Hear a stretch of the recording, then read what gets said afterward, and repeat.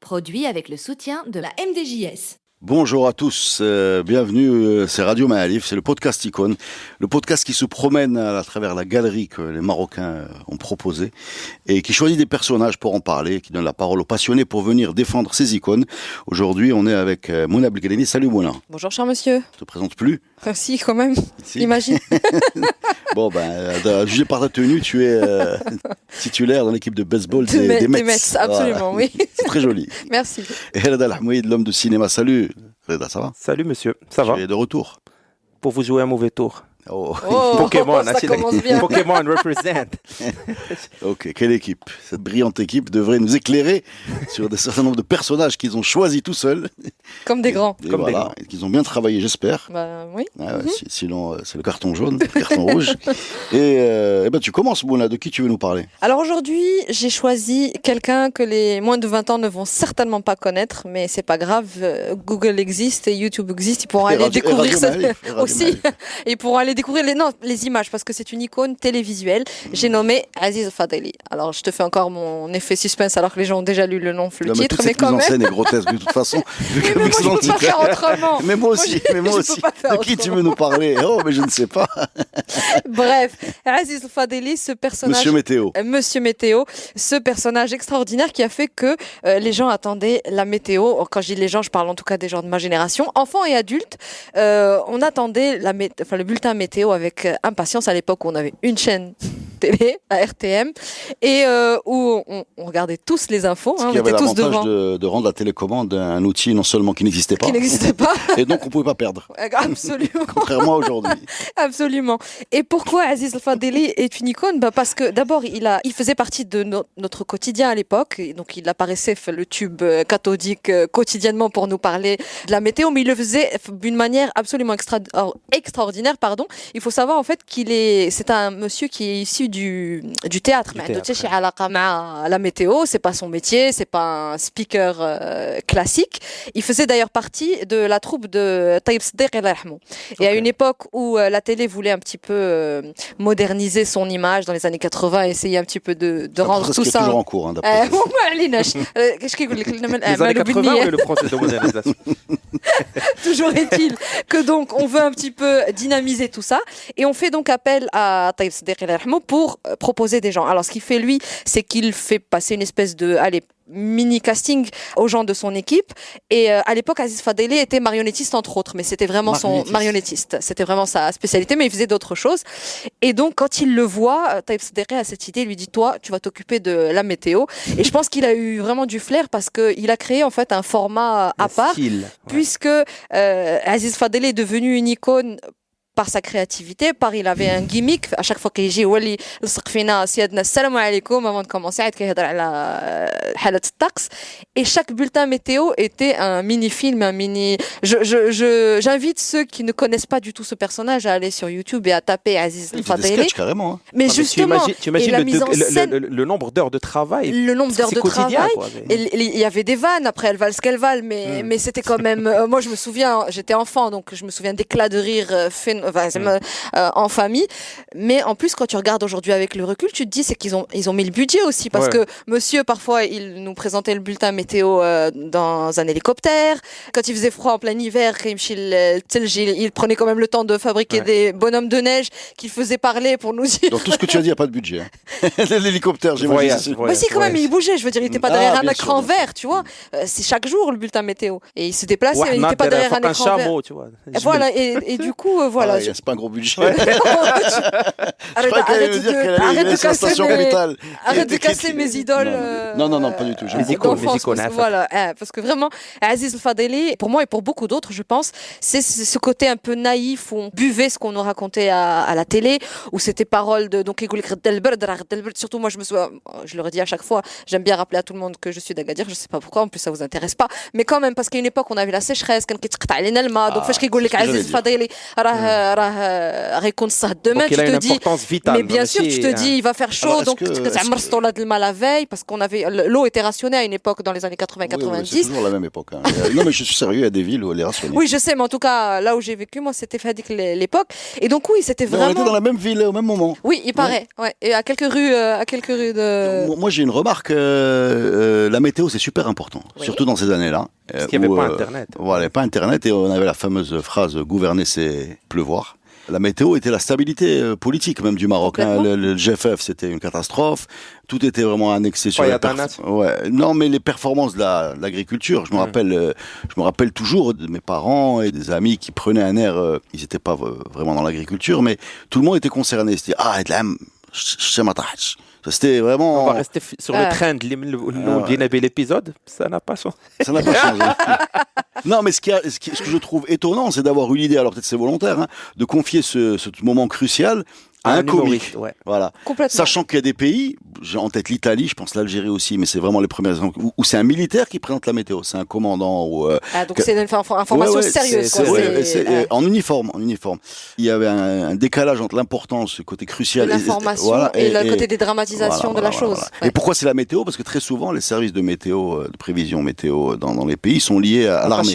Ouais, ils sont attachés à l'armée. Et donc ce bonhomme arrive et il en fait une espèce de sketch comique. Alors peut-être c'est mieux pour faire passer la pilule parce que je crois que c'était pas très rose. Peut-être. Mais ça d'ailleurs. Et puis donc tu peux, si tu posais la question, comment ils ont trouvé en eux la distance ou l'ironie, la créativité, la lucidité de se dire tiens, voilà. En fait, en tout cas, que Taïb Siddiqui ait trouvé que c'était une bonne idée, j'en doute pas. Que la télé ait accepté, que le validateur de Taïb Siddiqui ait trouvé que c'était une bonne idée. Ouais, parce que c'était quand même une lourde machine la RTL. Ouais. C'était la voix officielle, il n'y avait pas beaucoup de. Et tout le monde regardait que ça. Il y avait peu de fantaisie, quoi, pour rester. Ça n'a pas changé. Pour ceux qui connaissent pas, faut vraiment qu'ils voient pour voir le côté, parce que c'est vraiment très limite surjoué. D'ailleurs, référence de Asr al-Hajari aussi, il ressemblait beaucoup à Pierre Richard, qui version marocaine de Pierre Richard, un peu scientifique fou, un peu scientifique fou, exactement, un peu fou, un peu naïf. C'est ça. Docteur d'El Back to the Future, le retour vers le futur. C'est ça, et puis des choses qui nous parlaient à tous. Docteur Folamour aussi. العيد il te fait le bulletin météo من وسط les moutons في السوق enfin bref ça faisait vraiment partie d'un espèce de bouffée de fraîcheur. Absolument. Et moi, n'ayant pas la chance de faire partie de la même génération que Mouna, ça n'a pas changé. Tu l'as découvert après. Ça n'a pas changé. Là, je l'ai découvert pour autre chose. Je l'ai découvert une site comme Dramdan, où il jouait le rôle, je ne sais pas si vous vous rappelez, de Baïs 10. Il jouait le rôle d'un simplet qui portait un maillot d'El Touni de Maghreb, en fait, avec numéro 10, et Smithou Baïs 10, et c'était un simplet. Pendant toute la saison, c'est 30 épisodes, qui se connaît ومع الحمام et عنده واحد la petite balle de tennis et c'est un peu l'idiot du village qui ne dit aucun hada mais qui est touchant, qui est bouleversant d'humanité et de chaleur. Parce que c'est vrai qu'en plus il avait des mimiques. Et il jouait au fait, c'est ça, mais c'est très. Il y a un côté un peu clown triste. Clown triste, exactement. Et c'est ça. C'était ça, ils se disent parce qu'il se faisait toujours harceler, il se faisait toujours boulier par Drari Del Terbe, etc. Mais il restait toujours très humain, très gentil au lait. En tout cas, voilà, c'était un peu le clown. J'aime pas beaucoup cette étiquette, mais nationale. Et je pense qu'il a marqué une bonne génération. Et en plus, il a eu la bonne idée de passer le flambeau à. C'est ce que j'allais te dire. Voilà, il en a fait deux. Il en a plusieurs, et tous à leur manière. On va dire leur nom. Si on peut les citer, c'est Adil Fadeli. Surtout, moi, j'aimerais bien. C'est Ken Adil, Ken Rizlan ou Ken Hanan. Donc ils sont pas. J'ai dit deux, donc ils sont trois. Et en fait, c'est une affaire de famille cette histoire parce que sa femme aussi, qui était secrétaire de métier et qu'il a rencontré, ça c'est vraiment une anecdote personnelle, mais Zouine en fait et il a dû prendre le bus et il y a eu un petit moment un peu cinématographique où c'est comme ça qu'il a rencontré sa femme. C'est les comédies, c'est les comédies sentimentales à la Notting Hill. C'est pas à Rabat, donc ça c'est crédible. Pourquoi quand Aziz tu me racontes ça, je vois comment il s'appelle. Quand Harry rencontre ça. Non, l'autre, l'anglais là, qui est grand et qui a l'air triste. Hugh Grant. Coup de foudre à l'océan. Voilà. Toujours est-il que voilà, comme ça, Fadeli est donc un nom iconique, je trouve, quand il s'agit en tout cas de télévision. Et Aziz Fadeli, moi je le mets en premier. Mais j'aimerais beaucoup faire aussi Hanan Fadeli un jour, si tu me réinvites. Mais oui, tu es chez toi. Fais-le tout de suite. Tu reviens. Mais je reviendrai, oui. Merci beaucoup. Merci.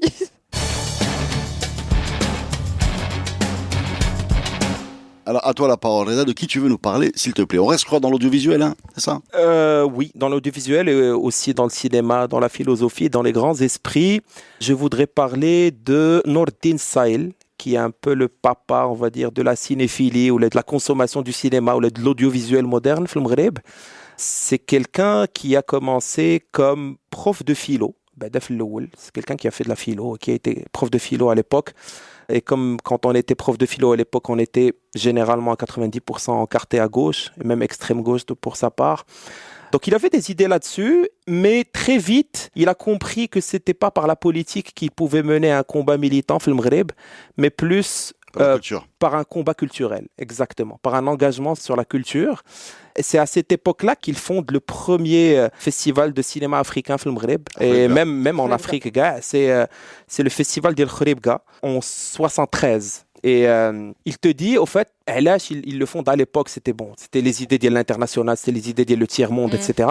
Mais il te dit, si on ne produit pas nous-mêmes nos images, quelqu'un d'autre les produira sur nous et il transmettra des idées. Elena. Donc c'est un peu un acte d'indépendance, de créer ses propres histoires et ses propres images. Et c'était vraiment dans le sens de l'histoire, de la décolonisation, etc. à l'époque.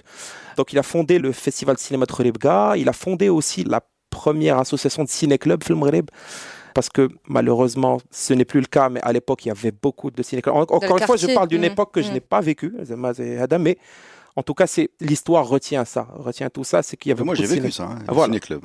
Quand tu rentres dans une salle, tu avais un passionné qui t'expliquait ce que tu allais voir et qui te donnait les clés pour décoder le langage que tu ne maîtrisais pas systématiquement et qui, ces gens-là, il faut rendre gloire à ces passionnés. Donc, on parle de Nordin en tête de liste, mais il y en avait beaucoup dans les villes. Moi, j'étais pas dans une grande ville et il y en avait dans toutes les villes des gens qui étaient capables de te dire, voilà ce que tu vas voir, voilà pourquoi c'est important. Là, c'est important. Voilà. Et avec des mots très simples. Il n'avait pas à faire. Vulgariser. On avait parlé. On dit Ali Hassan sur la télé, mais il y en avait dans les villes. Il y en avait dans les villes. Et ça t'aide à rentrer dans un monde, quoi. Et Houa, je me rappelle à l'époque, je me rappelle pas à l'époque, mais Houa, il se rappelle à l'époque quand il raconte, il te dit, parfois je recevais des critiques, dit pourquoi tu passes des films américains alors que tu es de gauche et l'époque était de gauche, etc. Tu dis que non, les images c'est de la dialectique, c'est fait pour être analysé. Et même le discours hégémonique avec lequel hollywoodien, on n'est pas d'accord, pour le comprendre et pour peut-être le contre-attaquer de notre manière. Oui, et puis en plus, il n'est pas monolithique. La production américaine ne peut pas se limiter à un type d'idéologie parce qu'à l'intérieur des États-Unis, il y a une contestation des États-Unis par le cinéma. Voilà. Donc après tout ça, après toute cette époque-là, il est passé d'ailleurs en tant qu'animateur radiophonique et même télévisuel. Alors j'ai retrouvé une petite vidéo magnifique d'ailleurs qui dure d'une vingtaine de minutes qui est sur YouTube d'abord. Il présentait une émission C'est un peu une sorte de bouillon de culture / le cercle. Le cinéma où il invite Rakina Daba, vous pouvez la chercher, Nordin Saïl qui parle avec Abdelkbir El-Khatibi de cinéma, justement de cinéma du tiers-monde, la langue, blablabla. Et c'est vraiment très intéressant et tu te dis, à l'époque, il y avait ce genre de discussion là, je sais pas, wesh. Alors ton intervention, elle est sur le thème « Tout a changé ». Celle de Mouna, c'était rien à changer. Mouna, c'était rien à changer. Là, c'est tout a changé. Il n'y a plus de ciné-club. À la décharge de nos télévisions, c'est dans le monde entier. Quand tu regardes, tu peux voir. Tu regardes Apostrophe, tu t'imagines qu'il y avait des types à 20h un vendredi qui parlaient. Voilà, il y avait Nabokov qui met France 2. Bukowski qui se prenait la tête pendant 25 minutes sur des concepts. Sur des virgules et des points. Voilà, ça a été, alhamdoulilah, remplacé par la télé-réalité. Ouais. C'est cool. Ça va mieux. Le niveau monte. C'est plus simple. Et donc, à une époque, on l'approche pour faire partie de la première équipe de 2M, si vous vous rappelez, la création de 2M, la télé privée, où il y avait des gens de TF1, où il a jeté l'éponge très très vite, parce que c'était pas dans le même...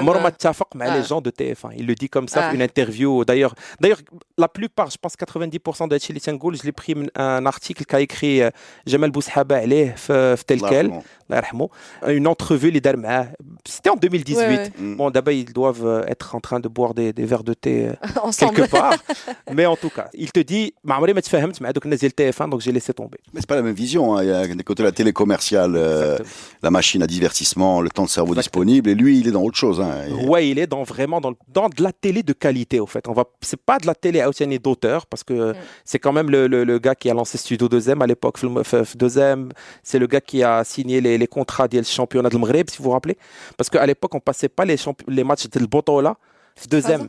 Et c'est lui qui avait signé le premier contrat à Wydad Raja. Tu te rappelles, au début? Ouais, c'est l'arrivée des droits télé, en fait. Exactement. Et c'est lui qui avait payé, le premier qui avait en payé. deuxième à l'époque, il faut le dire, parce que maintenant ça a l'air d'être une autre époque, mais on avait la Liga, on avait la Première Ligue. La Champions League. Ouais, la Champions League. Et c'est grâce à lui. Tous les gens qui aujourd'hui sont fans du Milan AC ou du machin, enfin, ils ont en général l'âge d'avoir regardé ces matchs-là avec le grand Milan ou bien les Anglais. On se rappelle de Thierry Henry, Pires, enfin, on les regardait sur deuxième. Ouais. Et du coup, bon, il fait un petit passage par Canal Plus Horizon et il revient par la grande porte la nationalisation après la nationalisation d'IL2M en tant que directeur de programme où il applique un peu toutes les recettes qu'il a apprises sur 2M. Bon, après, qu'on aime ou qu'on n'aime pas ce que c'est devenu, mais en tout cas, il l'a fait. Mais pour moi, le rôle où il a été le plus marquant ou important ou là où il a fait le passage le plus important selon moi CCM Centre cinématographique marocain, c'est un boulot qu'il a commencé 2M parce que c'est encore une fois grâce à lui que 2M a commencé à acheter des téléfilms d'auteurs entre guillemets, des téléfilms bien faits, bien écrits par des réalisateurs de cinéma les كان كيعطيهم الفلوس وتيجيو يديروا un film في التلفازة. Ça n'existait pas ça. On faisait des sitcoms, on faisait des trucs mais on faisait pas de téléfilms. Et c'est une politique qu'il a appris. Donc il y a vraiment le cercle, tu vois, quelqu'un qui a la même idée depuis 73 et qui la ramène telle 2003. C'est-à-dire qu'on doit produire et créer nos propres visuels et nos propres histoires. Et ما خصناش نديفوزيو que مصر que américaine ou que France. Donc je disais, CCM, c'est grâce à lui qu'on est passé de... Il faut savoir qu'à une époque, on faisait 2 à 3 films par an, film maghreb et encore. Hein. Grâce à lui, on a commencé à en faire une vingtaine, ou 20 à 25, grâce au fonds d'aide. Il a installé le système du fonds d'aide avant production. On est en quelle année là? On est en 2003. On est en 2003, 2000, si je dis pas de conneries, on est en 2003-2004. Et il impose aussi quelque chose d'intéressant qui est, si une boîte de production veut se créer, elle doit produire 3 courts-métrages. Donc on est passé d'une production de 3-4 courts-métrages par an à 80. C'est grâce aux courts-métrages que tu découvres des réalisateurs jdad, etc., etc. Donc c'est vraiment la filière. C'est là comme il a. Bon après, peut aussi. Il y a des dérives, il y a des dérives. Il y a des dérives. On peut critiquer. Peut-être qu'il y a bzaf. Houa là-dessus, comment il se défend? Il te dit, c'est dans la qualité qu'on. Enfin, si on fait pas de qualité, enfin, si on fait pas de quantité, pardon. Tu peux pas dénicher la qualité. On peut en faire 20 tu par an. ratisses large avant de trouver. يلا غادي نلقاو واحد 3 ولا 4 bons films في العام ويلا غنديروا un film excellent chaque 4 ans. C'est comme ça qu'il réfléchissait enfin c'est comme ça qu'il défendait son bilan. Peut-être que je laisserai aux auditeurs ou à tout le monde le soin de juger, mais en tout cas, moi je pense que c'est bon et je pense qu'il a eu le mérite de créer tout ça parce que si on se compare encore une fois avec des industries ou des pays comparables, en Afrique, je pense, en Afrique du Nord en tout cas, on est un pays qui en produit beaucoup, ou le monde arabe, ou ça va, on a une sorte de cinéma qui est soutenu, qui est nourri, etc. Et puis voilà, c'est quelqu'un qu'on vient de perdre malheureusement dernièrement. J'ai l'impression que toutes les fins des gens intéressants film Maghreb sont tragiques à la fin, parce que il a fini, entre guillemets, démissionné par un ministre de la Culture, le PJD à l'époque, Khelfi. Et depuis, on ne lui a plus donné de responsabilité. Oui, enfin, il était âgé aussi. Il aurait pu continuer. Hein. Je ne sais pas, je ne connais pas très bien le sujet. Moi, je veux dire 2 choses sur Nordin Seil. Je n'ai jamais rencontré, j'ai l'occasion de l'avoir au téléphone, c'est lui qui appelait. C'est un bonhomme adorable, agréable et d'un niveau de culture qui rend sa discussion fascinante. Exact. Première chose que je veux dire. La deuxième chose que je veux dire, c'est que le nom de Nordin Seil, quand on parle des podcasts, il y a beaucoup de gens qui ont proposé d'en parler. Voilà. Tu le fais aujourd'hui, mais bon, pour des raisons de planning, il y a d'autres qui l'ont pas fait, mais qui l'avaient proposé. Ouais. Donc c'est un nom qui revient souvent. C'est un nom. Alors, c'est-à-dire qu'on n'a pas de mal à trouver des gens pour dire du bien de lui, parce que c'est quand même le principe de ce podcast, c'est dire du bien des gens. Et ça, quelque part, c'est un signe. Oui. Parce que chez nous. Ça n'a pas changé. Quand tu as une position un peu publique, surtout quand elle est celle d'une patron de chaîne, voilà, tu fabriques des ennemis en quantité abondante et de bonne qualité, quelle que soit la nature de ton action. Quelle que soit la nature de ton action. Donc quand tu arrives à travers ce genre de poste où structurellement tu fabriques des mécontents parce que tu peux pas donner l'aide à tout le monde ou parce que la télé, tout le monde a une opinion sur la télé, et que tu te sors de ce guêpier en laissant autant de gens dire du bien de toi, y compris de son vivant, hein, parce qu'après il y a l'amnistie, l'amnistie que notre société, l'amnistie que notre société, notre culture accorde aux défunts. Mais là, je vous parle de quelque chose que j'ai pu expérimenter, témoigner. Je témoigne de ce qui s'était passé avant le décès de Nandil Rahman. Donc les gens vraiment disaient du bien de lui et je tiens à me faire écho de ces échos. Voilà. Moi, j'ai aussi surtout eu droit à quelques conversations, en tout cas à écouter pendant le festival du film de Marrakech. Et c'est vrai que chaque phrase, en général, tu as envie de prendre des notes. Ou il y a toujours un truc à retenir. Tu es toujours là, genre ça, je vais retenir. Et il faut savoir c'est une vraie source de savoir. Il faut savoir que c'est quelqu'un qui est hyper respecté dans le milieu du cinéma à l'international. Hein. C'est-à-dire quand on cite le cinéma au Maroc, il y a une unanimité. Son nom ressort, même au-delà des Marocains. Même à l'étranger, il est reconnu, il est respecté. Enfin, il était. De façon générale, moi je trouve que cette époque, l'époque qu'on vit aujourd'hui, manque de passeurs culturels. C'est-à-dire, on a bien sûr énormément d'offres sur Internet, mais une offre morcelée, il n'y a pas de vulgarisation. C'est-à-dire, à l'époque, alors bon, c'est pas génial comme modèle, mais le fait qu'il y ait peu de canaux fait qu'on est tous plus ou moins devant les mêmes. Et à un moment ou à un autre, peut-être que tu peux déclencher un goût de cinéphilie chez quelqu'un qui aujourd'hui va passer à travers parce qu'il va avoir une consommation, j'ai envie de dire, pas non avertie, parce qu'il n'a pas été initié, tout simplement. Et c'est très dommage. Yes. Donc, tout a changé. Donc tout a changé et rien n'a changé. Pour ne rien changer. Tout change parce que rien ne change. Ou le contraire. Merci beaucoup les amis. Merci à vous. Merci.